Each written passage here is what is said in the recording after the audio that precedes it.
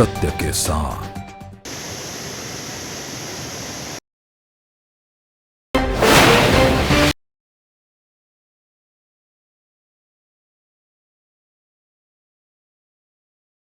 नमस्कार दोस्तों, मैं हूं साहिल कुमार और आप देख रहे हो टीवी न्यूज़ वायरस।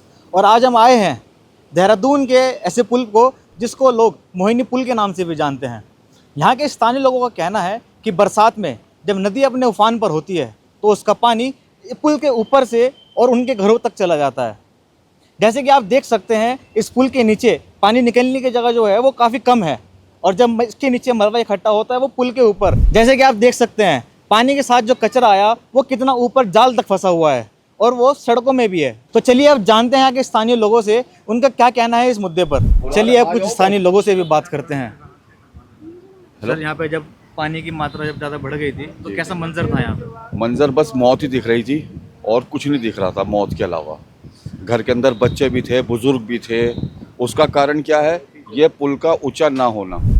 अगर ये पुल इंदर रोड के पुल की तरह होता तो ये दुर्घटना इतनी बड़ी ना होती कि बच्चे भी घर के अंदर, बुजुर्ग भी हैं। मेरी मम्मी के पैर का ऑपरेशन हुआ, उनको हमने कैसे कैसे पानी में से निकाला ये हम ही जानते हैं।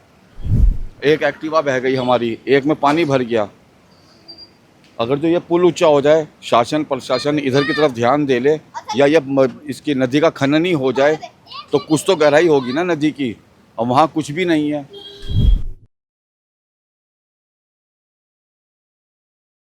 ये 15 तारीख को सुबह जो आपदा आई थी, इसमें मेरी दुकान भी ध्वस्त हुई है और इसका कारण तो यही है कि जो ये पुल के ब्लॉक हैं वो बहुत छोटे हैं और ऊपर से इसमें जाली लगी है तो उनमें कूड़ा फंस जाता है, तो पानी बहुत फोर्स से आता है तो फैलता हुआ जाता है। तो उससे क्या है कि दोनों साइडों में पानी फैलता है तो दोनों बस्तियों में पानी घुसता है, तो उससे नुकसान बहुत होता है।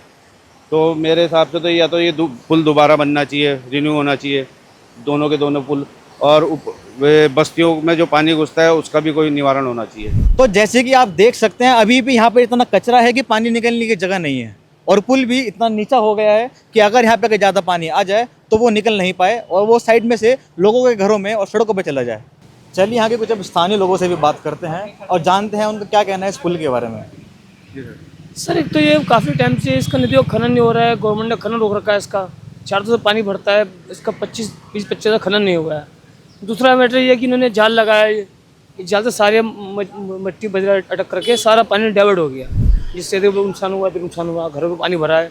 तो मेन ये जल हटना चाहिए पहले, तो मेन समस्या इसकी। और दूसरी समस्या खनन की है, या फिर पुल ऊँचा है, या तो पुल बहुत यहाँ डाउन, यहाँ से काफ़ी नीचा है, यहाँ काफ़ी ऊँचा है, इससे काफ़ी फर्क पड़ रहा है। इससे क्या है, जान माल की हानि हो रही है, नुकसान हो रहा है लोगों का, गाड़ी नुकसान हो रही है, गाड़ियाँ डूबी है काफ़ी। हम लोग अभी तक काफ़ी दिनों सब तक सब ठप पड़े हैं, काम धंधे बिल्कुल।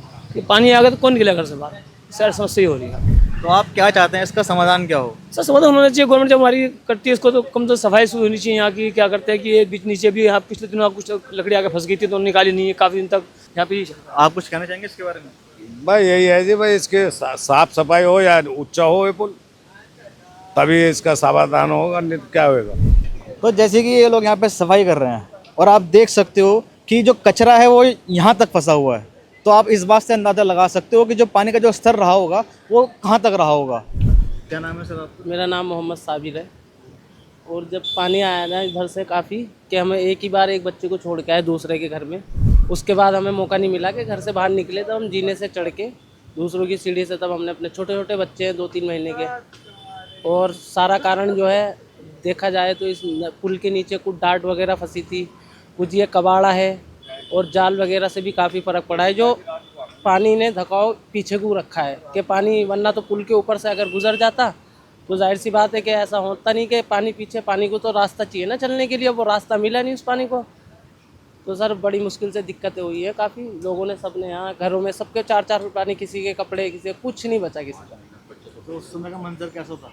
सर बहुत खतरनाक था। 5 फुट पानी जहाँ आप खड़े हो इस जगह था, 5 फुट पानी था सर इस जगह पर।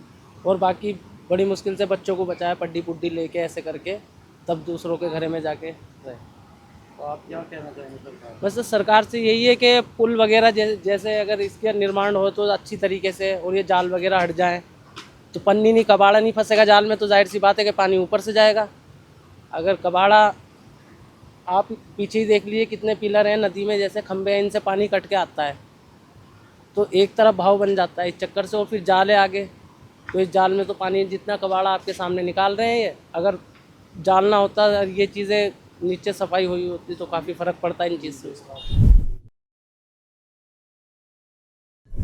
हम ये कहना चाहते हैं, हमें कुछ नहीं चाहिए कि ये पुल जो है ना ये ऊंचा होके बनना चाहिए, क्योंकि इस पुल में पानी टकराते हैं तो ये इसी वजह से हमारे घर में आया और हम लोगों को इसी वजह से दिक्कत हुई, इस पुल की वजह से, वरना और कोई दिक्कत नहीं है।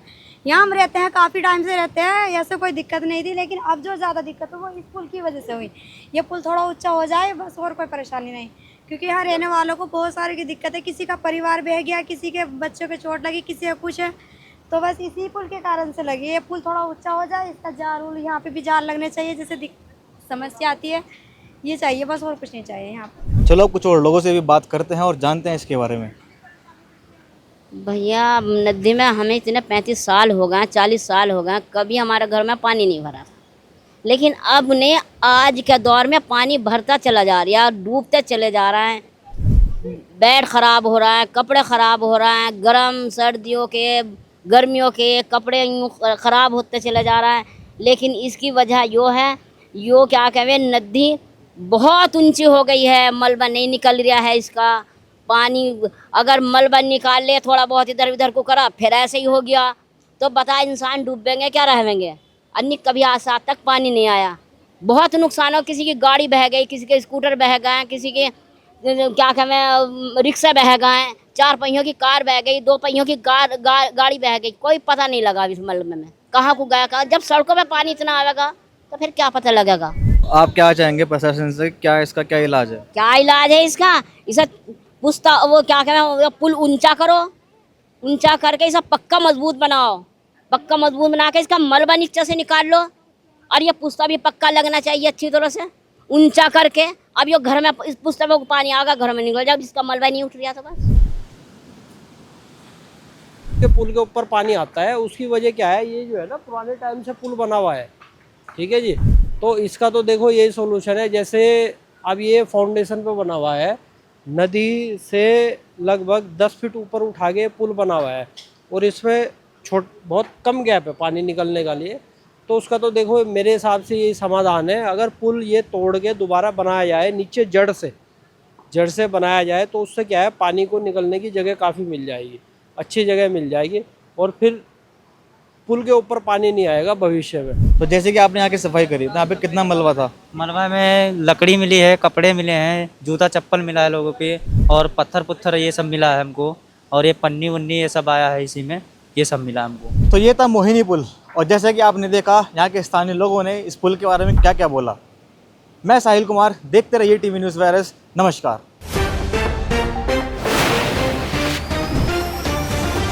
सत्य के साथ।